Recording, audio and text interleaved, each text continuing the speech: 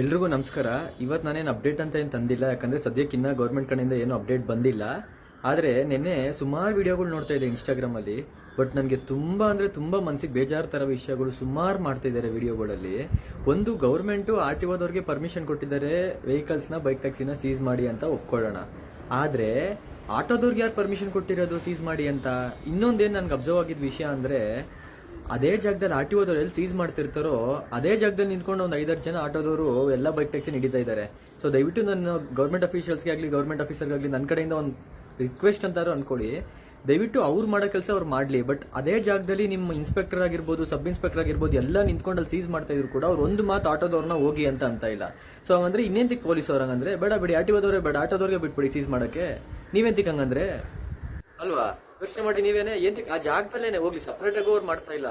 ಅಧಿಕಾರಿಗಳು ಸೀಸ್ ಮಾಡ್ತಾರೆ ಜಾಗದಲ್ಲೇ ಆಟೋದವ್ರನ್ನ ಬಿಟ್ಕೊಂತಿದ್ದಾರೆ ಅಂದ್ರೆ ಮತ್ತೆ ಅಧಿಕಾರಿಗಳಿಗೆ ಅಂತ ಪರ್ಮಿಷನ್ ಎಂತ ಕೊಡ್ಬೇಕು ನಾವು?